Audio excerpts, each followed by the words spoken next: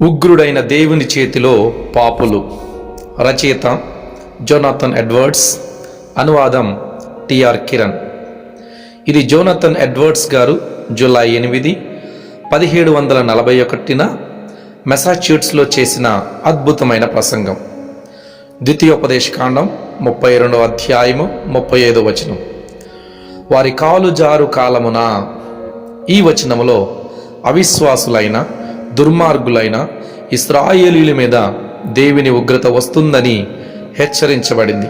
దేవుని నిబంధన ప్రజలుగా దేవుని కృపా మాధ్యమాలన్నీ కలిగి జీవిస్తూ దేవుడు వారికి చేసిన ఆశ్చర్య కార్యాలెన్నో చూసినప్పటికీ వీరు ఆలోచన లేని జనముగా, వివేచన లేని ప్రజగా ఉన్నారు.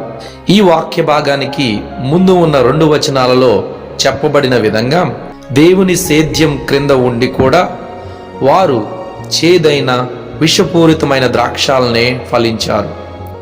ఈ దుష్టులైన ఇశ్రాయేలీయులకు రాబోయే శిక్షకు, నాశనానికి సంబంధించి ఈ వాక్యములో నుండి నేను తీసుకున్న వారి కాలుజారు కాలమున అనే మాట ఈ క్రింది అర్థాలను ఇస్తుంది. 1. కాలు జారే చోట నిల్చునే లేదా నడిచే వ్యక్తులుగా వారు ఎప్పుడూ నాశనానికే గురి అయి ఉన్నారు. వారి మీదికి రాబోతున్న నాశనాన్ని కాలు జారడంతో పోల్చటం ద్వారా ఇది సూచించబడుతుంది. ఇదే తలంపు కీర్తనలు 73:18లో కూడా వ్యక్తపరచబడింది. నిశ్చయముగా నీవు వారి కాలు జారు చోటనే ఉంచి ఉన్నావు. 2వదిగా, కాలు జారే చోట నడిచే వ్యక్తి ఏ క్షణాన్నైనా పడిపోయే ప్రమాదంలో ఉన్నట్లే వారెల్లప్పుడూ ఊహించని ఆకస్మిక నాశనానికి గురి అయ్యి ఉన్నారని ఇది సూచిస్తుంది. మరుక్షణములో అతడు నించుంటాడో పడిపోతాడో కొంచెమైనా అంచనా వేయలేని స్థితిలో ఉన్నాడు. అతడు హఠాత్తుగా ఏ హెచ్చరిక లేకుండా హఠాత్తుగా పడిపోతాడు. ఇదే తలంపు కీర్తనలు 73:18లో కూడా వ్యక్తపరచబడింది. నిశ్చయముగా నీవు వారిని కాలుజారు చోటనే ఉంచి ఉన్నావు. 3వదిగా, ఇంకెవరి ప్రమేయం లేకుండా వారంతట వారే పతనానికి గురి అయి ఉన్నారన్నది ఇక్కడున్న మరో తలంపు. ఎందుకంటే కాలు జారే చోటన నిలబడే లేదా నడిచే వ్యక్తి క్రింద పడటానికి తన సొంత బరువు తప్ప మరేమీ అవసరం లేదు. 4. వారి కాలుజారు కాలమున అని చెప్పబడింది కాబట్టి వారి నిర్ణీత కాలము ఇంకా రాలేదన్నదే వారింకనూ పడిపోకుండా ఉండటానికి కారణం. అయితే ఆ కాలం వచ్చినప్పుడు వారు తమ సొంత భారము చేతనే పడిపోతారు. అప్పుడు దేవుడు ఈ కాలు జారే చోట వారిని పడిపోకుండా పట్టుకోడు, వారిని వదిలేస్తాడు. ఒక గోతి అంచున జారు నేలపై నుంచున్న వ్యక్తి ఎలాగైతే తనంతట తాను నిలబడలేడో, విడవబడగానే ఎలాగైతే పడిపోయి నాశనమవుతాడో, అలాగే నిర్ణీత కాలము వచ్చిన ఆ క్షణమే వారు నాశనములో పడిపోతారు. ఈ మాటల ఆధారంగా నేను నొక్కి చెప్పేదేమిటంటే, దుష్టులు ఏ క్షణమైనా నరకములో పడకుండా ఆపేది దేవుని అభిష్టము తప్ప మరేమీ కాదు. దేవుని అభిష్టమని నేను అంటున్నప్పుడు దేని చేత ప్రభావం చేయబడని, దేనిపైన ఆధారపడని ఆయన సార్వభౌమ్య అభిష్టమని నా భావం. అంటే వారు భద్రంగా ఉన్న ఏ క్షణములోనైనా వారిని నరకములో పడవేయడానికి అడ్డొచ్చేలా ఎలాంటి అవరోధాలు దానిని ప్రభావితం చేయలేదని, కేవలం ఆయన అభిష్టం మాత్రమే అందుకు కారణమని నా భావం. ఈ మాటలో నిజమని ఈ క్రింది పరిశీలనల వల్ల నిర్ధారించుకోవచ్చు. దుష్టులను నరకములో పడవేయడానికి దేవుని శక్తిలో కొరతేమీ లేదు. దేవుడు లేచినప్పుడు మనుషుల చేతులు బలం ప్రయోగించలేవు. ఆయన ఎదిరించే శక్తి అతి బలవంతుల్లో సహితం లేదు. ఆయన చేతి నుండి విడిపించగలిగేవారు ఎవ్వరూ లేరు. ఆయన దుష్టులను పడద్రోయగలడని మాత్రమే కాదు, చాలా సులభంగా ఆ పని చేయగలడు. ఒక కోట నిర్మించుకొని తన అనుచరులతో తన బలాన్ని పెంచుకున్న ఒక తిరుగుబాటుదారుడిని మట్టుబెట్టడానికి ఈ లోక అధిపతులు కొన్నిసార్లు చాలా ఇబ్బందులు ఎదుర్కోవచ్చు, కానీ దేవునికి అలాంటిది ఏమీ ఉండదు. ఆయన శక్తి నుండి కాపాడే కోట ఏదీ లేదు. ఎన్ని చేతులు కలిసినా, జన సమూహమంతా ఒకటైనా వారు సులభంగా విరవబడతారు. వారు సుడిగాలి ముందు కుప్పల కుప్పలుగా పొట్టులాంటి లేదా దహించే మంటల ముందు ఎక్కువ పరిమాణంలో పేర్చబడిన ఎండుగడ్డి లాంటి వారు. నేల మీద ప్రాకే ఒక పురుగుని కాళ్ళ క్రింద నలిపేయడం మనకు ఎంత సులభమో, సన్నని దారాన్ని ఎంత సునాయాసంగా కత్తిరిస్తామో, దేవుడు కూడా తనకిష్టమైనప్పుడు తన శత్రులను నరకములో అంతే సులువుగా పడేస్తాడు. ఎవరు గద్దిస్తే భూమి కంపిస్తుందో, ఎవరి ముందు పర్వతాలు తత్తరిల్లుతాయో ఆ దేవుని ఎదుట నిలవబడటానికి మనమేపాటి వారము? వారు నరకములో పడవేయబడటానికి అర్హులు. కాబట్టి దేవుని న్యాయం అందుకు అడ్డురాదు. దేవుడు తన శక్తిని ఉపయోగించుకొని వారిని నాశనం చేయడానికి దేవుని న్యాయం అడ్డు చెప్పదు. అందుకు బదులుగా దేవుని న్యాయం వారి పాపాలకు నిత్య శిక్ష పడాలని ఘోషిస్తుంది. సోదొమ ద్రాక్షలు కాసే చెట్టును గురించి, దీనిని నరికివేయుము, దీనివలన భూమి ఎలా వ్యర్థమైపోవాలనని లూకా సువార్త 13:7లో దేవుని న్యాయం చెప్తుంది. వారికి శిక్ష రాకుండా దేవుని కనికరం మరియు ఆయన చిత్తం వాయిదా వేస్తుంటే, ఆయన న్యాయార్థమైన ఖడ్గం మాత్రం ప్రతి క్షణం శిక్ష పడాలని శాసిస్తుంది. ఇదివరకే వారికి నరక శిక్ష విధించబడింది. అందులోనికి పడవేయబడటం వారికి న్యాయంగా రావాల్సిన శిక్ష మాత్రమే కాదు, దేవుని చట్టపరమైన తీర్పు. అంటే దేవునికి మనుషులకు మధ్య నిత్యత్వము నుండి మార్పు చేయలేని విధంగా స్థిరపరచబడిన నీతి నియమం వారికి వ్యతిరేకంగా బయలువెళ్ళి వారికి విరుద్ధంగా నిలబడుతుంది. కాబట్టి ఇదివరకే నరకానికి చెందినవారు విశ్వసింపని వానికి ఇంతకు ముందే తీర్పు తీర్చబడెను. యోహాను సువార్త 3:18. కాబట్టి మారు మనసు పొందని ప్రతి వ్యక్తి న్యాయంగా నరకానికే చెందుతాడు. వారు క్రిందవారు. యోహాను 8:23. వారు దానికే చెందినవారు. అది వారి పట్ల దేవుని న్యాయం, దేవుని వాక్యం మరియు మార్పు చెందని దేవుని ధర్మశాస్త్ర తీర్పు వారికై విధించిన స్థలం.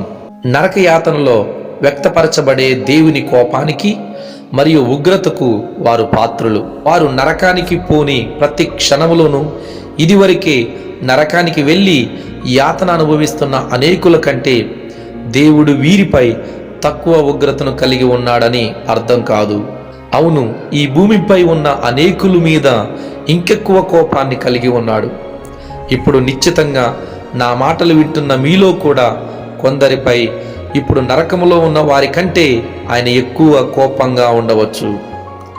ఆయన చేయి విడిచి వారిని నిర్మూలము చేయకుండా ఉండటానికి కారణం వారి దుష్టత్వాన్ని పట్టించుకోవట్లేదనో, దాని విషయమై ఆగ్రహించటం లేదనో కాదు. వారనుకున్నట్లు దేవుడు వారి లాంటి వాడు కాదు. దేవుని ఉగ్రత వారి మీద రగులుతుంది. వారి నాశనం కునికి నిద్రపోదు. పాతాళం వారి కొరకు సిద్ధం చేయబడింది. మంటలు సిద్ధం చేయబడ్డాయి. కొలిమి వేడి చేయబడి వారిని స్వీకరించటానికి సిద్ధంగా ఉన్నది. ఇప్పుడు మంటలు ఎగిసి మండుతున్నాయి. మండుతున్న ఖడ్గం పదును పెట్టబడి వారి మీదికి దూయబడింది. వారి క్రిందనే పాతాళం దాని నోరు తెరిచింది. సాతాను వారిపై పడి వారిని ఆక్రమించుకోవటానికి సిద్ధంగా ఉన్నాడు. దేవుడు అనుమతించిన క్షణాన వాడు నాశనమైపోతారు. వారి ఆత్మలు వాడి ఆధీనంలో వాడి సొత్తుగా ఉన్నాయి. వారు వాడి సొత్తని వాక్యం చెబుతుంది. లూకా 11:21. వారి పక్కనే, వారి కుడి పక్కనే ఉంటూ ఆకలితో తమ ఎరను చీల్చి తినడానికి సిద్ధంగా ఎదురు చూస్తున్న సింహాల వలె దయ్యాలు వారిని కనిపెడుతుంటాయి. కానీ ప్రస్తుతానికి అవి ఆపివేయబడ్డాయి. ప్రస్తుతం వాటిని అడ్డగిస్తున్న తన హస్తాన్ని దేవుడు తొలగిస్తే అవి క్షణ మాత్రంలో వారి ఆత్మలపై ఎగిరిపడతాయి. ఆ ఆది ఘట్ట సర్పం వారి కొరకు ఆవురమంటుంది. వారిని మృంగివేయడానికి నరకం పెద్దగా నోరు తెరుచుకుని ఉంది. దేవుడు అనుమతిస్తే వారు వెంటనే మృంగివేయబడి నశిస్తారు. దేవుడే కనుక ఆపకపోతే దుష్టుల హృదయంలో ఉన్న నరకపు నియమాలు జ్వలించి రగిలిపోయే నరకాగ్నిలా మారతాయి. శరీర సంబంధుల యొక్క స్వభావంలోనే నరక యాతనలకు తగిన పునాది వేయబడింది. ఆ నరకాగ్ని బీజాలు వారిని ఏలుతున్న అవినీతి నియమాలుగా వారిలో ఉంటూ వారిని స్వాధీనపరుచుకున్నాయి.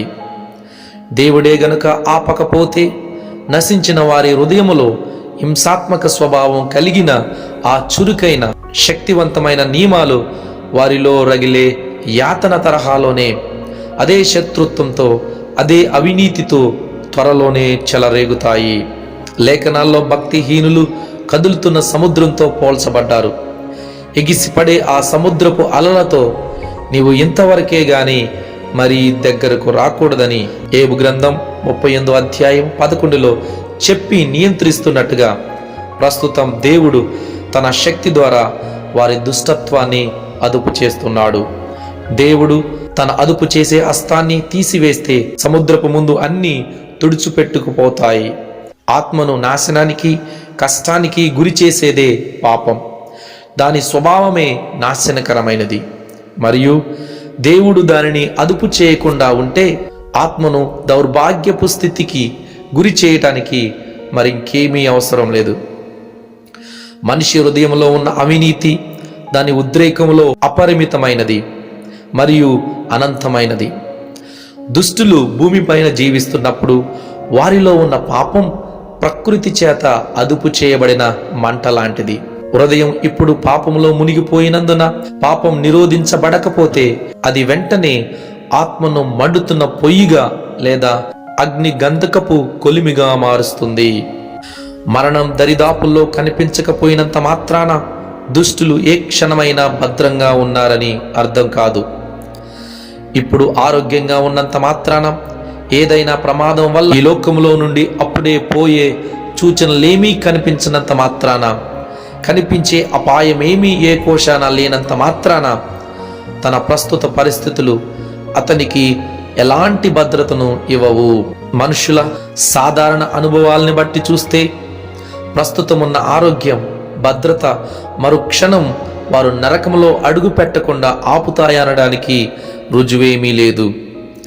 మనకు కనిపించని, ఊహించని అనేక విధాలుగా అకస్మాత్తుగా ఈ లోకాన్ని విడిచిపెడతాం. రక్షింపబడని వ్యక్తులు నరకం మీద కప్పబడిన ఒక కుళ్ళిన గవిసేన మీద నడుస్తున్నారు. ఈ గవిసేనలో అసంఖ్యాక స్థలాలు చాలా బలహీనంగా ఉన్నాయి. అవి మనిషి బరువును భరించలేవు. ఎవరూ వాటిని చూడలేరు. పగటి వేళ మరణకరమైన బాణాలు కనపడకుండా ఎగురుతాయి. పదునైన దృష్టి వాటిని గుర్తించదు. దుర్మార్గులను లోకములో నుండి బయటకు తీసుకువెళ్ళి నరకానికి పంపటానికి మనం అన్వేషించలేని అనేక మార్గాలు దేవునికి ఉన్నాయి. ఆ పని చేయడానికి దేవునికి ఒక అద్భుతం కానీ, ఆయన సాధారణ ఏర్పాటు కంటే భిన్నంగా ఏదైనా చేయటం కానీ అవసరం లేదు. ఈ ప్రపంచం నుండి పాపులను బయటకు తీసే అన్ని సాధనాలు దేవుని చేతిలో ఉన్నాయి. అవి ఖచ్చితంగా ఆయన శక్తి మరియు సంకల్పానికి లోబడి ఉన్నాయి. మనుషులు తమను తాము భద్రపరచుకోవడానికి చూపించే వివేకం మరియు శ్రద్ధ, లేదా తమను భద్రపరచటానికి ఇతరులు వారిపై చూపించే శ్రద్ధ వారిని ఒక క్షణమైనా కాపాడజాలదు. దీనికి దేవుని ఏర్పాటు మరియు సార్వత్రిక అనుభవం సాక్ష్యమిస్తాయి. మనుషుల స్వంత జ్ఞానం వారికి మరణం నుండి భద్రత కల్పించదని స్పష్టమైన రుజువు ఉంది. అలా అయ్యుండకపోతే ఆకస్మిక అకాల మరణాన్ని తప్పించుకోవడంలో జ్ఞానవంతులకు ఇతరులకు మధ్య తేడా కనిపించి ఉండాల్సింది. జ్ఞానులు మృతి పొందు విధమెట్టిదో, భక్తిహీనులు మృతి పొందు విధమట్టిదే అని ప్రసంగి 2:6లో ఉంది. ఇది ఎలా సాధ్యం? నరకము నుండి తప్పించుకోవడానికి దుష్ట మనుషులు ఎన్ని పాట్లు పడినా, ఎన్ని ఉపాయాలు పన్నినా వారు ఇంకా క్రీస్తును తిరస్కరిస్తున్న కారణంగా దుష్ట మనుషులుగానే మిగిలిపోతారు. కాబట్టి అవేమీ వారిని క్షణమాత్రమైన నరకము నుండి తప్పించలేవు. నరకాన్ని గురించి వినే ప్రకృతి సంబంధమైన ప్రతి మానవుడు తాను నరకము నుండి తప్పించుకోలేడని తన్ను తాను నమ్మబలుకుతాడు. తాను చేస్తున్న చేయబోయే వాటి గురించి గొప్పలు చెప్పుకుంటూ తన భద్రత కొరకు వాటిని ఆధారం చేసుకుంటాడు. నాశనాన్ని ఎలా తప్పించుకోవాలో ప్రతి ఒక్కరూ తమ మనసుల్లో అంచనాలు వేసుకుని తమ ఉపాయాలు, పథకాలు విఫలం కావని తమకు తాము సర్ది చెప్పుకుంటారు.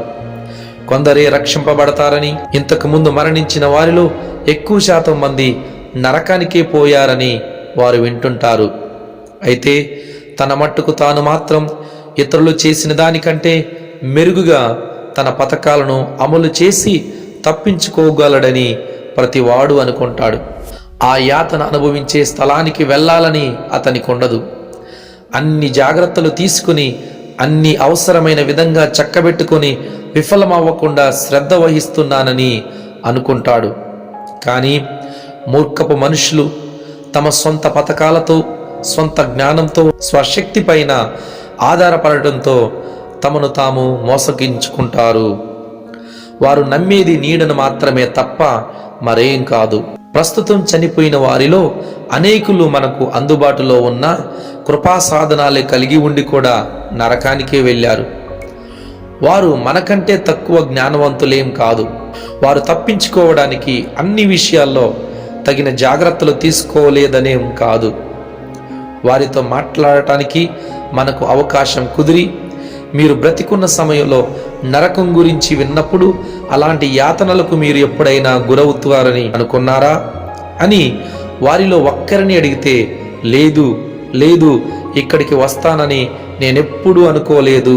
నా మనసులో అంతా వేరేలా ఊహించుకున్నాను. నేను బాగానే శ్రద్ధ వహిస్తున్నానని, నేను వేసుకున్న పథకాలు మంచివేనని, తగు జాగ్రత్తలు తీసుకుంటున్నానని అనుకున్నాను. కానీ అది నా మీదకు అకస్మాత్తుగా వచ్చింది. ఆ సమయంలో ఆ విధంగా వస్తుందని నేను ఊహించలేదు. అది దొంగ వలె వచ్చింది. మరణం నన్ను, నా అంచనాలను తారుమారు చేసింది. అయ్యో నా అవివేకమా!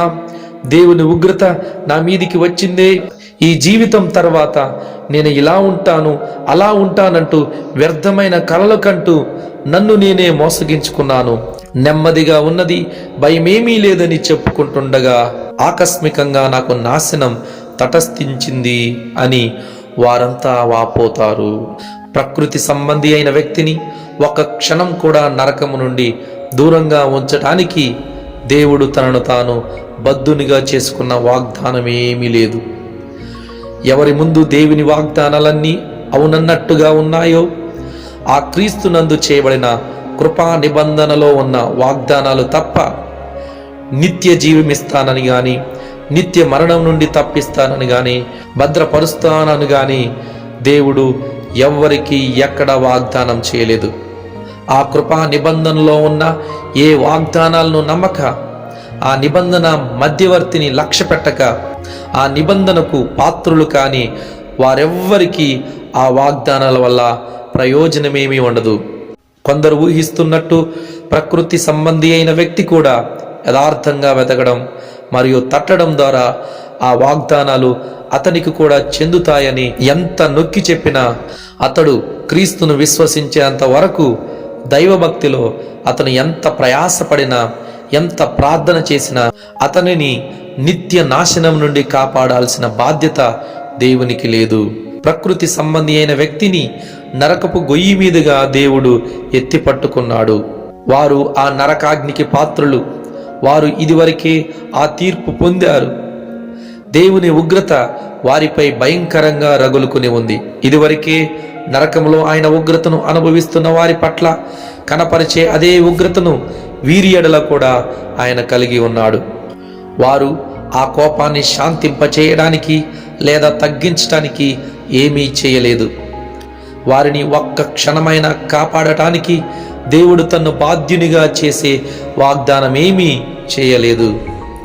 సాతాను వారి కొరకు ఎదురు చూస్తున్నాడు. నరకము వారి కొరకు నోరు తెరుచుకుని ఉంది.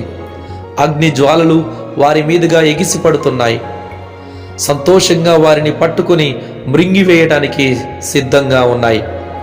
వారి హృదయాల్లో అణచబడిన మంటలు బయటకు రావడానికి పాటుపడుతున్నాయి. వారిని కాపాడగలిగే మార్గమేమీ లేదు.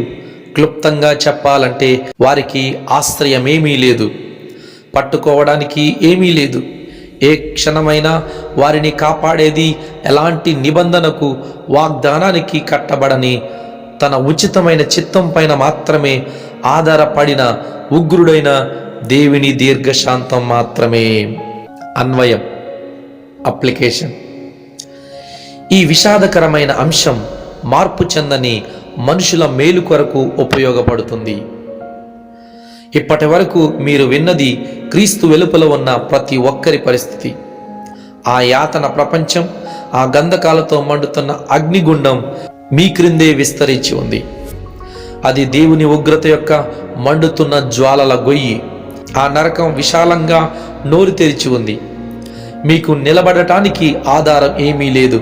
మీకు నరకానికి మధ్య గాలి తప్ప మరేమీ లేదు. మిమ్మల్ని ఎత్తి పట్టుకుంటున్నది దేవుని శక్తి మరియు ఆయన చిత్తం మాత్రమే. దీని గురించి బహుశా నీకు తెలియకపోవచ్చు. నీవు ఇప్పుడు నరకంలో లేవని నీకు తెలుసు, అయితే అందులో దేవుని హస్తాన్ని చూడట్లేదు. కానీ నీ ఆరోగ్యాన్ని, నీ కోసం నీవు తీసుకుంటున్న జాగ్రత్తలను, నీవు నీ సంరక్షణ కోసం ఉపయోగించే సాధనాలు అనే ఇతర విషయాలను చూస్తున్నావు. అయితే ఇవన్నీ ఏ పాటివి కాదు. గాలిలో వేలాడుతున్న వ్యక్తిని గాలి ఎత్తి పట్టుకోలేనట్లే దేవుడు తన చేతిని ఉపసంహరించుకుంటే అవేమీ నిన్ను పడిపోకుండా ఆపలేవు. నీ దుష్టత్వం నిన్ను సిసమంత బరువుగా చేస్తుంది. ఆ గొప్ప భారం మరియు ఒత్తిడి నిన్ను నరకంలోకి బలవంతంగా నెట్టివేస్తుంది. దేవుడు నిర్ణయించినప్పుడు నీవు వెంటనే వేగంగా దిగి అట్టడుగున ఉన్న అగాధంలో మునిగిపోతావు. సాలెగుడు ఒక పెద్ద బండరాయిని ఆపలేనట్లే నీ ఆరోగ్యము, జాగ్రత్తలు, శ్రద్ధ, ప్రణాళికలు, నీ స్వనీతి ఇవేమీ నిన్ను నరకంలో పడకుండా ఏ మాత్రమూ కాపాడలేవు. దేవుని సార్వభౌమ చిత్తం కాకపోతే భూమి నిన్ను ఒక్క నిమిషం కూడా భరించదు. నీవు భూమికి భారం. సృష్టి నీతో కూడా మూలుగుతుంది. సృష్టి అంతా అయిష్టంగా నీ అవినీతికి గురైంది.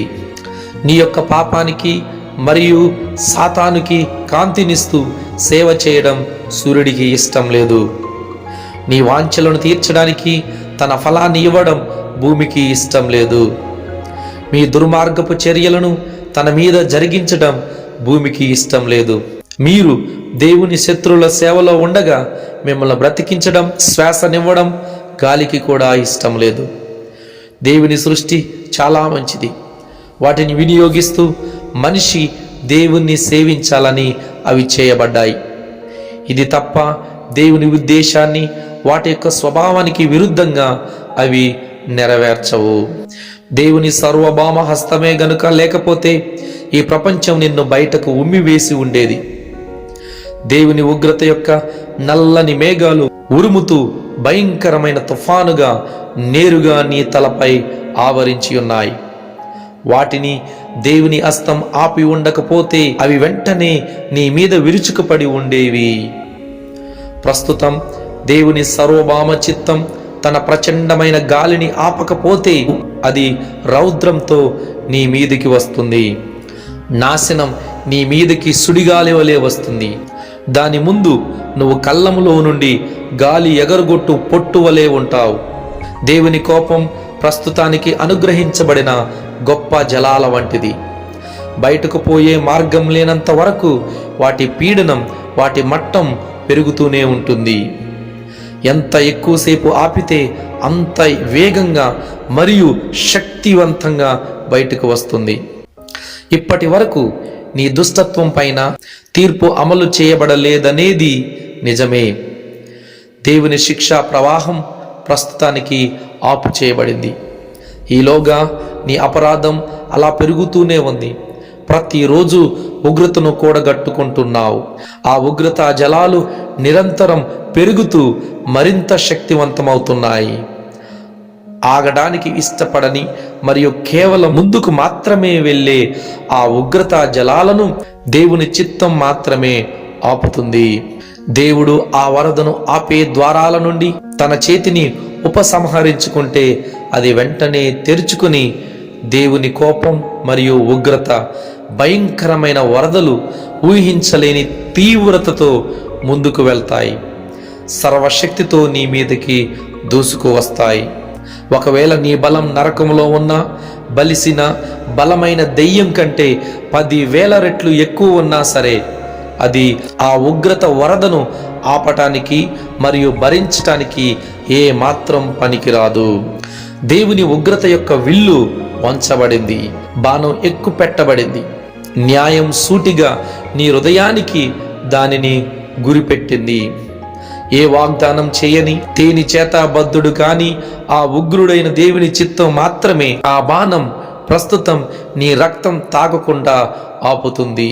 దేవుని శక్తివంతమైన ఆత్మ కలిగించే గొప్ప హృదయ మార్పు ఎన్నడూ అనుభవించని మీరందరూ, ఎప్పుడు తిరిగి జన్మించి నూతన సృష్టిగా చేయబడని మీరందరూ, పాపములో చనిపోయి తిరిగి లేవక నూతన స్థితికి రాక ఇంకా కొత్త జీవాన్ని, వెలుగును అనుభవింపక ఉన్న మీరందరూ ఈ విధంగా ఉగ్రుడైన దేవుని చేతిలోనే ఉన్నారు. అయితే నువ్వు ఈ జీవితాన్ని చాలా మంచి విషయాల్లో సరిచేసుకుని ఉండొచ్చు. నీకు చాలా విశ్వాస సంబంధమైన విషయాల్లో ఆసక్తి ఉండవచ్చు. పైకి దైవభక్తి గల వాని వలె నీ కుటుంబంలోనూ, నీ ఇంట్లోనూ, దేవుని ఇంట్లోనూ చలామణి అవుతుండొచ్చు. అయినా ప్రస్తుతం నీవు నిత్య నాశనానికి గురి అవ్వకుండా దేవుని చిత్తం తప్ప మరేది నిన్ను తప్పించట్లేదు. దీని విషయంలో నీవు ప్రస్తుతం ఒప్పింపబడకపోయినా రాను రాను నీకే తెలుస్తుంది. ఒకప్పుడు నీలాగే ఆలోచించిన చాలామంది ఇప్పుడు ఈ సంగతులను గుర్తిస్తున్నారు. ఎందుకంటే నాశనం వారి మీదికి రాదని మరియు నెమ్మదిగా ఉన్నదని అనుకుంటున్నప్పుడే నాశనం వారి మీదికి అకస్మాత్తుగా వచ్చింది.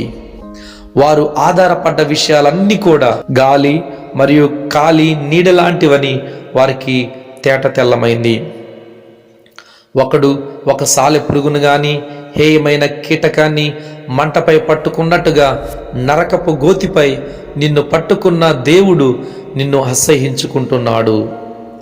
నీ మీద భయంకరమైన ఉగ్రతతో రగులుతున్నాడు. నీ పట్ల ఆయన ఉగ్రత అగ్నిలా రగులుతుంది. ఆయన నిన్ను కేవలం నరకములో వేయడానికి తప్ప దేనికి యోగ్యుడివి కాదన్నట్లుగా చూస్తాడు. ఆయన కనుదృష్టి నీ దుష్టత్వము చూడలేనంత నిష్కలంకమైనది. మన దృష్టికి అత్యంత ద్వేషపూరిత, విషపూరిత పాము కంటే నీవు ఆయన దృష్టిలో 10,000 రెట్లు ఎక్కువ అసహ్యంగా ఉన్నారు. ఒక రాజును ఎంతో తీక్షణంగా వ్యతిరేకించే తిరుగుబాటుదారుడి కంటే ఎన్నో రెట్లు ఎక్కువగా నీవు ఆయన్ను ఎన్నోసార్లు దుఃఖపరిచావు. అయినప్పటికీ ప్రతిసారి నువ్వు ఆ అగ్నిలో పడకుండా ఆపేది దేవుని హస్తం మాత్రమే. గత రాత్రి నీవు నరకంలో పడకుండా ఉండటానికి, నిద్రపోయిన తర్వాత నరకంలో పడకుండా ఉండటానికి మరియు నిద్ర లేచిన తర్వాత కూడా ఇప్పటి వరకు నరకములో పడకుండా ఉండటానికి కారణం కేవలం నిన్ను ఎత్తి పట్టుకుంటున్న దేవుని హస్తం మాత్రమే. ఆయన దయ తప్ప మరే కారణం కాదు. ఈ క్షణంలో నీవు ఇంకా నరకములో పడకుండా ఉండటానికి కారణం కేవలం ఆయన దయ మాత్రమే. ఓ పాపి, నువ్వు ఉన్న భయంకరమైన అపాయాన్ని గుర్తించు. ఇది ఉగ్రత యొక్క మహా కొలిమి. ఇదో వెడల్పైన అడుగులేని అగాధం. ఇప్పుడు నరకంలో కాలుతున్న వారి మీద కూడా దేవుడు ఎంత కోపంతో రగులుతున్నాడో, ఆ మంట పైనే నిన్ను పట్టుకొని అంతే కోపంతో నీ మీద కూడా రగులుతున్నాడు. నువ్వు ఒక సన్నని దారం మీద వేలాడుతున్నావు. దాన్ని తెంచి కాల్చడానికి దేవుని ఉగ్రతా జ్వాలలు ప్రతి క్షణం దాని చుట్టూ ఎగసిపడుతున్నాయి. ఎవరు మధ్యవర్తిగా ఉండటానికి నీకు అర్హత లేదు. దేన్ని పట్టుకున్నా నిన్ను నీవు రక్షించుకోలేవు. ఏది కూడా నిన్ను ఆ అగ్ని జ్వాలల నుండి తప్పించదు. నీకు కలిగి ఉన్నదేది, నువ్వు చేసుకున్నదేది, నువ్వు చేసుకోగలిగేదేది కూడా నిన్ను దేవుని నుండి కాపాడలేవు. ప్రత్యేకంగా వీటిని గమనించండి. ఇది ఎవరి ఉగ్రత? ఇది అనంతుడైన దేవుని ఉగ్రత. ఇది ఒక మానవుడి కోపమై ఉంటే, అతి శక్తివంతుడైన రాజు యొక్క కోపమై ఉండినా సరే దేవుని కోపంతో సరిపోల్చలేము. రాజుల యొక్క కోపం, మరి ముఖ్యంగా తన ప్రజల ప్రాణాలు తన చేతిలోనే ఉంచుకొని తన ఇష్ట ప్రకారం దాన్ని తీసే అధికారాన్ని కలిగి ఉన్న నిరంకుశుడైన నియంత యొక్క కోపం ఎంత భయం పుట్టించేదిగా ఉంటుంది. రాజు వలన భయం సింహగర్జన వంటిది. రాజుకు క్రోధం పుట్టించువారు తమకు ప్రాణమోసం తెచ్చుకుందురు. సామెతలు 22. నిరంకుశుడైన రాజు కోపాన్ని రేపినవాడు మనుషులు కల్పించి విధించగలిగే అత్యంత క్రూరమైన శిక్షలకు తనను తాను పాత్రుడిగా చేసుకుంటాడు. అతి శక్తివంతమైన భూరాజులు వారి అత్యున్నతమైన ఘనతలో, బలములో అతి క్రూర ప్రవృత్తిని ధరించుకున్న వారు కూడా మహోన్నతుడైన సర్వశక్తుడైన సృష్టికర్తతో, పరలోకం మరియు భూమికి రాజయ్యున్న వానితో పోల్చుకున్నప్పుడు వారు బలహీనులు మరియు తుచ్చమైన మంటి పురుగు లాంటి వారే. వారు ఎంతో కోపంతో ఉన్నప్పుడు మరియు వారు తమ రౌద్రాన్ని గరిష్టంగా చూపించినప్పుడు కూడా వారు చేయగలిగేది చాలా తక్కువే. భూరాజులందరూ దేవుని ఎదుట మిడతల వలె ఉన్నారు. వారు శూన్యం కంటే తక్కువ. వారి ప్రేమకు గాని ద్వేషానికి గాని ఏ విలువ లేదు. రాజులకు రాజైన వాడి ఘనత వారి ఘనత కంటే ఎలాగెక్కువో, అలాగే వారి ఉగ్రత కంటే ఆయన ఉగ్రత ఎంతో ఎక్కువ. నా స్నేహితులైన మీతో నేను చెప్పునదేమనగా, దేహమును చంపిన తర్వాత మరేమీ చేయనేరని వారికి భయపడకుడి. ఎవనికి మీరు భయపడవలనో మీకు తెలియజేయుదును. చంపిన తర్వాత నరకంలో పడద్రోయ శక్తి గలవానికి భయపడుడి. ఆయనకే భయపడుడని మీతో చెప్పుచున్నాను. మత్తయి 10:28. ఆయన తీవ్రమైన కోపానికి నువ్వు గురై ఉన్నావు. ఆ తీవ్రత గురించి మనం లేఖనాల్లో చదువుతాం. వారి క్రియలను బట్టి ఆయన ప్రతిదండన చేయును. తన శత్రువులకు రౌద్రం చూపును, తన విరోధులకు ప్రతీకారం చేయును. యెషయా 59:18. ఆలకించుడి, మహాకోపముతో ప్రతీకారము చేయుటకును అగ్ని జ్వాలలతో గద్దించుటకును యెహోవా అగ్ని రూపముగా వచ్చుచున్నాడు.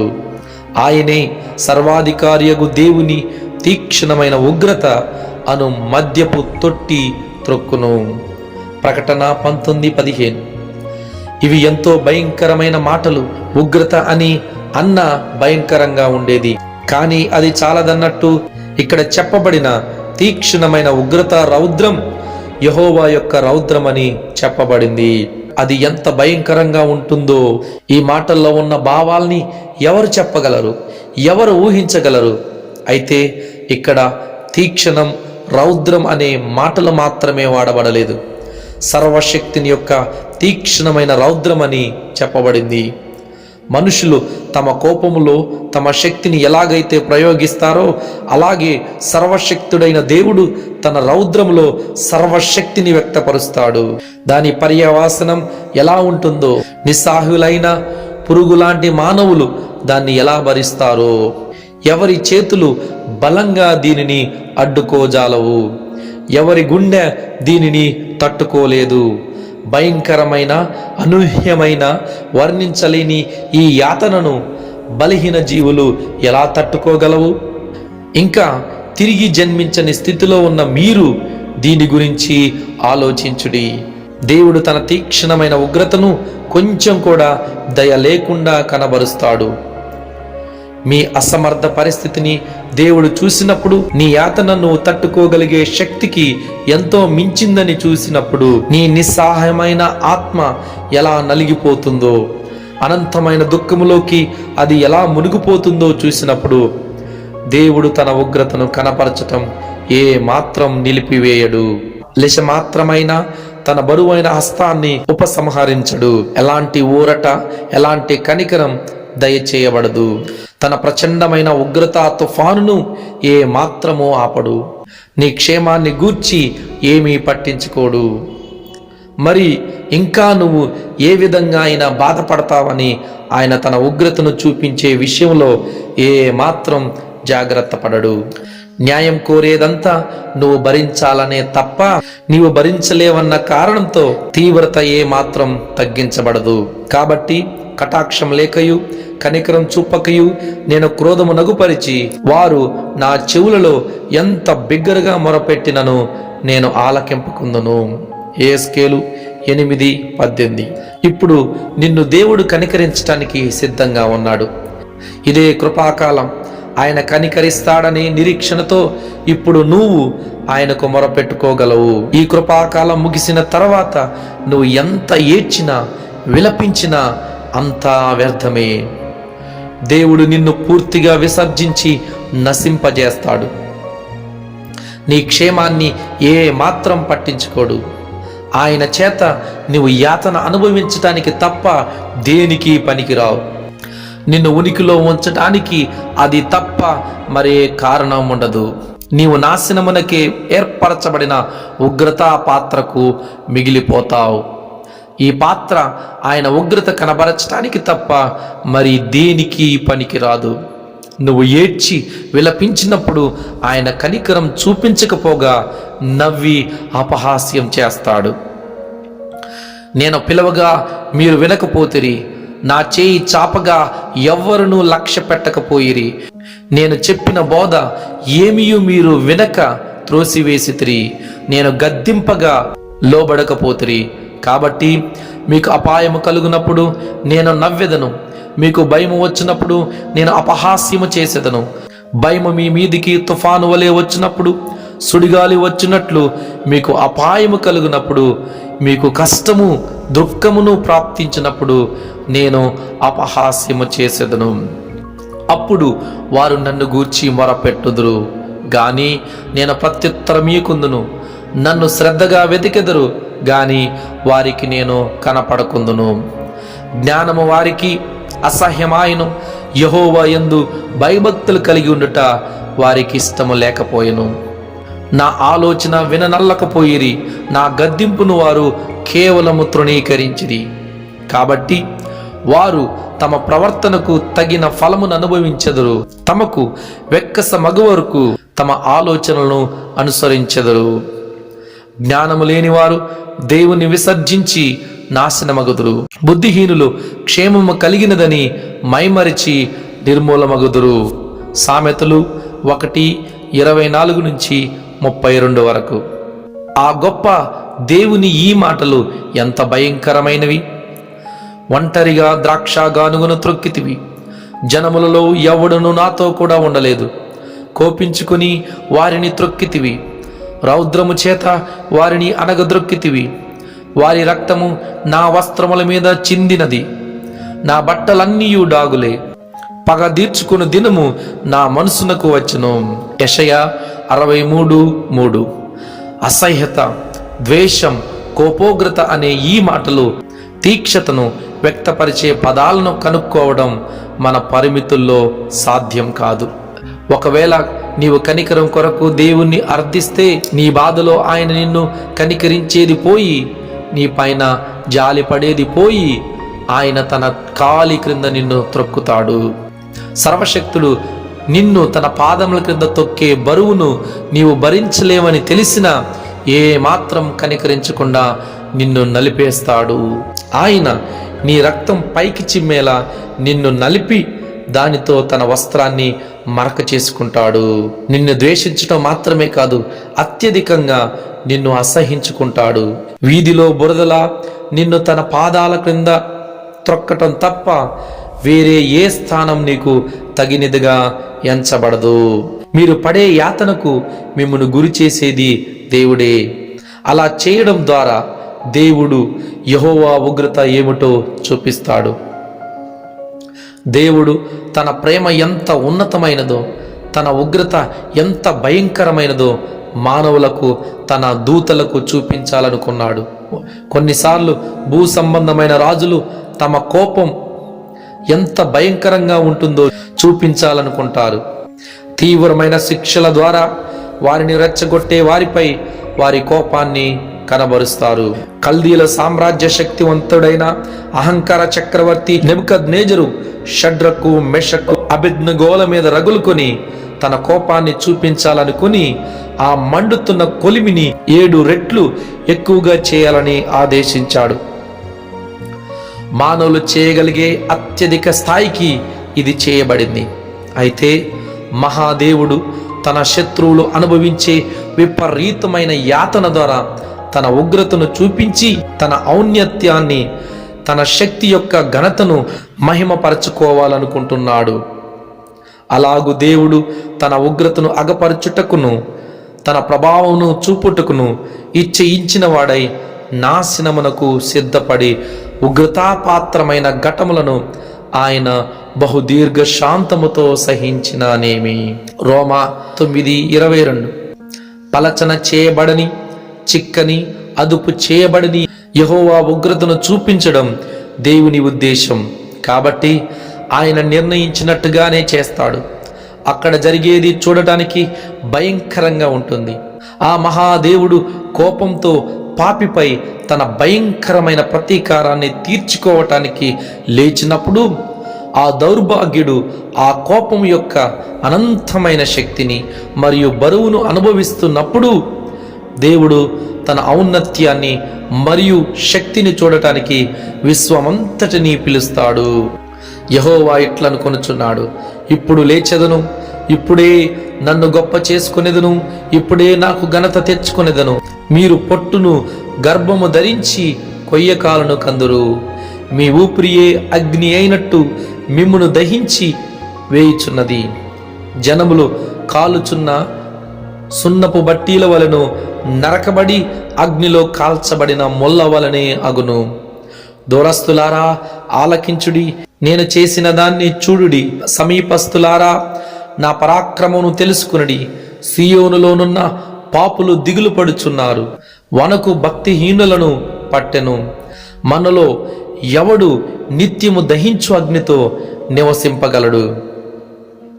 మనలో ఎవడు నిత్యము కాల్చుచున్న వాటితో నివసించును? యెషయా 33:10-14. మీరు మారు మనసు లేని స్థితిలోనే కొనసాగితే సర్వశక్తిమంతుడైన దేవుని అనంతమైన ఘనతా ప్రభావములు శక్తిహీనులైన మీపై బలవంతంగా చూపించబడుతుంది. మీరు ఈ యాతనను దేవదూతల గొర్రెపిల్ల సమక్షంలో అనుభవిస్తారు. నువ్వు ఇలా యాతన అనుభవిస్తున్న సమయంలో సర్వశక్తుడైన దేవుని ఉగ్రత ఎంత భయంకరంగా ఉంటుందో తెలుసుకోవడానికి పరలోకములో ఉన్న తేజోవాసులందరూ బయలు వెళ్ళి ఆ భయంకర దృశ్యాన్ని చూస్తారు. ఆ ఘనత ప్రభావం ఎదుట సాగిలపడి ఆరాధిస్తారు. ప్రతి అమావాస్య దినమున, ప్రతి విశ్రాంతి దినమునను నా సన్నిధిని మ్రొక్కుటకై సమస్త శరీరులు వచ్చెదరని యెహోవా సెలవిచ్చుచున్నాడు. వారు పోయి నా మీద తిరుగుబాటు చేసిన వారి కళేబరములను తేరి చూచెదరు. వాటి పురుగు చావదు, వాటి అగ్ని ఆరిపోదు. అవి సమస్త శరీరులకు హేయముగా ఉండును. యెషయా 66:23-24. అది నిత్యమైన ఉగ్రత. సర్వశక్తిని ఉగ్రత ఒక్క క్షణం అనుభవించడానికే ఊహించలేనంత భయంకరమైనది. అయితే అది నువ్వు నిత్యము అనుభవించాల్సి ఉంటుంది. ఈ భయంకరమైన యాతనకు అంతమనేది ఉండదు. నువ్వు ముందుకు చూసినప్పుడు అది నిరంతరము ఉంటుందని, శాశ్వత కాలము ఉండేదని చూసినప్పుడు అది నీ ఆలోచనలను మింగివేస్తుంది, నీ ఆత్మను అబ్బురపరుస్తుంది. విడుదల కాని, అంతం కాని, ఉపశమనం కాని, విరామం కాని వస్తుందన్న ఆశయే ఉండదు. సర్వశక్తివంతమైన కనికరం లేని ప్రతీకారాన్ని నువ్వు ఎదుర్కొంటూ సుదీర్ఘమైన యుగాలు, కోట్ల యుగాలు వెల్లదీయాల్సి ఉంటుందని నువ్వు తెలుసుకుంటావు. ఇదంతా అనుభవించిన తర్వాత, ఎన్నో యుగాలు ఈ విధంగా గడిచిపోయిన తర్వాత నువ్వు ఇప్పటి వరకు అనుభవించింది ఇంకా మిగిలి ఉన్న దానిలో ఒక్క చుక్క మాత్రమే అని తెలుసుకుంటావు. ఈ విధంగా నీ శిక్ష నిజంగా నిత్యముండే శిక్ష. అటువంటి పరిస్థితుల్లో ఒక వ్యక్తి మన స్థితి ఎలా ఉంటుందో ఎవరు వర్ణించగలరు? మనం దాని గురించి వ్యక్తపరచగలిగేదంతా కేవలం బలహీనమైన మందమైన వర్ణన మాత్రమే. ఇది వివరించలేనిది, ఊహకు అందనిది. దేవుని ఉగ్రత యొక్క శక్తిని ఎవ్వరూ తెలుసుకోలేరు. ప్రతి దినము ప్రతి గడియ అంతము లేని ఈ ఉగ్రతను, యాతనను అనుభవించే వారి పరిస్థితి ఏమిటో ఎవరు వివరించగలరు? ఎంత నీతిగా, నిష్టగా, సద్బుద్ధితో, జ్ఞానంతో మెలిగే వారైనా సరే తిరిగి జన్మించకపోతే ప్రతి ఒక్కరి దయనీయమైన పరిస్థితి ఇదే. యవనస్తులేమి, వృద్ధులేమి దీని గురించి ఆలోచిస్తారని ప్రాధేయపడుతున్నాను. ఈ మహిమాన్విత స్వార్థను విని కూడా మీలో కొందరు ఈ భయంకరమైన ఉగ్రతకు గురవుతారని భయపడుతున్నాను. వాళ్ళెవరో మనకు తెలియదు. ఇప్పుడు వారికి ఆలోచనలు ఉన్నాయో తెలియదు. పెద్దగా కలవరపడకుండా హాయిగా వారు ఈ విషయాలు వింటూ ఉండవచ్చు. అది మనం కాదులే అని, మనం తప్పించుకుంటామని తమను తాము నమ్మబలుకుతూ ఉండవచ్చు. ఈ యాతనకు ఫలానా వ్యక్తి గురి అవుతాడని ఏ ఒక్క వ్యక్తి గురించైనా మనకు తెలిస్తే ఆలోచించటానికే అది ఎంత భయంకరంగా ఉంటుంది. ఆ వ్యక్తి ఎవరో తెలిస్తే అతన్ని చూడటం కూడా ఎంత కలిసివేసే దృశ్యంగా ఉంటుంది. ప్రతి క్రైస్తవుడు వాని కొరకు ఎంతగా విలపించి ఏడుస్తాడు. కానీ అయ్యో, ఒక్కరు కాదు, నరకంలో ఇక్కడ విన్న తలంపులను గుర్తు చేసుకునే వారు ఎంతమంది ఉండబోతున్నారో. అతి తక్కువ సమయంలో, అనగా ఈ సంవత్సరం ముగిసే లోపే కొందరు నరకంలో ఉండవచ్చు. ఇక్కడ శ్రోతల్లో ఆరోగ్యంగా భద్రంగా ఉన్న కొంతమంది రేపు ఉదయమే నరకములో ఉండవచ్చు. మీరు ఇంకా ఆ నరకానికి వెళ్లకుండా ఉండి ఉంటే అతి త్వరలో మీరు వెళ్ళే అవకాశాలు ఉన్నాయి. నీ నాశనము కునికి నిద్రపోక మీలో చాలా మంది పైకి ఆకస్మికంగా వస్తుంది. నువ్వు ఇంకా నరకంలో పడలేదంటే ఆశ్చర్యపడుతుండొచ్చు. ఎందుకంటే నీకు తెలిసిన వారిలో నరకానికి నీకంటే తక్కువ అర్హులైన వారు, ఈనాటికి సజీవంగా ఉండాల్సిన వారు నీకంటే ముందే శాశ్వత నరకానికి వెళ్ళి ఏ నిరీక్షణ లేని స్థితిలో ఉన్నారు. వారు తీవ్రమైన దుఃఖంలో, తీవ్రమైన నిరాశతో ఏడుస్తున్నారు. కానీ నువ్వైతే ఇంకా బైబిళ్ళు, ప్రభు దినాలు, పరిచారకు లాంటి రక్షణకు నడిపించే సాధనాలు అందుబాటులో ఉన్నా సజీవుల దేశంలోనే ఉన్నావు. నీకు ఇప్పుడు అందుబాటులో ఉన్న అవకాశాలు ఒక్క దినం పాటైనా అనుభవించటానికి ఆ నశించిన ఆ దయనీయమైన వారు ఏమివ్వడానికైనా వెనుదీయరు. కాబట్టి ఈ దినం నీకున్న అవకాశం ఎంతో అసాధారణమైనది. ఇది తన కనికరపు ద్వారాల్ని వెడల్పుగా తెరిచి పాపులను రమ్మని క్రీస్తు బిగ్గరగా కేకలు వేస్తూ పిలుస్తున్న దినం. అనేకులు ఆయన వద్ద బారులు తీరి దేవుని రాజ్యములోకి బలవంతంగా దూసుకుపోయే దినం. ప్రతిరోజు అనేకులు తూర్పు, పడమర, ఉత్తర, దక్షిణ దిక్కుల నుండి వస్తున్నారు. మొన్నటి వరకు నీలాంటి దయనీయ స్థితిలోనే ఉన్న అనేకులు ఇప్పుడు ఎంతో సంతోషంగా తమను ప్రేమించి తమ పాపాలను తన స్వరక్తములో కడిగిన వానిని హృదయపూర్వకంగా ప్రేమిస్తూ దేవుని మహిమను గూర్చిన నిరీక్షణను బట్టి అతిశయపడుతున్నారు. వారు సంతోషంగా విందులో ఉంటే నీవు వెనుకబడి నశించిపోవడం ఎంత బాధకరం. వారు హృదయ ఆనందము చేత కేకలు వేస్తుంటే నువ్వు మాత్రం చింతాక్రాంతుడవై ఏడుస్తూ మనోదుఃఖము చేత ప్రలాపించడం ఎందుకు? యెషయా 65:14. అలాంటి పరిస్థితుల్లో నీవు ఒక్క క్షణమైనా ఎలా ఉండగలవు? దినదినము క్రీస్తుని చేరే ఆత్మలలా మీ ఆత్మలు కూడా ప్రశస్తమైనవి కావా? ఈ లోకంలో ఎంతో కాలం జీవించిన, తిరిగి జన్మించి ఇశ్రాయేలీయులతో సహపౌరులు కాక వారు బ్రతుకు దినాలన్నిటిలో ఉగ్రతను సమకూర్చుకోవడం తప్ప ఏమీ చెయ్యని వారందరూ ఈ లోకంలో లేరా? అయ్యలారా, మీ పరిస్థితి మరింత ప్రమాదకరమైంది. మీ అపరాధం మరియు మీ హృదయ కాఠిన్యం చాలా గొప్పవి. మీలో దేవుని కనికరం పొందకుండా మీ సమవయస్కులందరూ విడిచిపెట్టబడటం మీరు చూడలేదా? నిద్ర నుండి మేల్కొని మీ గురించి మీరే ఆలోచించుకోవాల్సిన అవసరం ఉంది. అనంతుడైన దేవుని యొక్క తీక్షణమైన ఉగ్రతను నీవు భరించలేవు. ఓ యవనస్తుడా, యవనస్తురాలా, నీ వయసులోనే ఉన్న ఎంతో మంది వ్యర్థమైన యవనేచ్ఛలన్నిటినీ విసర్జించి క్రీస్తు వైపు తిరుగుతుంటే నీవు మాత్రం ఈ సదావకాశాన్ని జారవిడుచుకుంటావా? ఇప్పుడు నీకు విశేష అవకాశం అందుబాటులో ఉంది. కానీ దానిని నిర్లక్ష్యం చేస్తే తమ యవ్వనమంతా పాపములో గడిపి ఇప్పుడు భయంకరమైన గుడ్డితనానికి, హృదయ కాఠిన్యానికి లోనైన వారిలాగే నీ పర్యావసనం కూడా ఉంటుంది. మారు మనసు పొందని చిన్న పిల్లలారా, రాత్రి పగళ్ళు మీతో కోపంగా ఉన్న దేవుని ఉగ్రతకు గురి అవ్వటానికి మీరు నరకానికి వెళ్తున్నారని మీకు తెలియదా?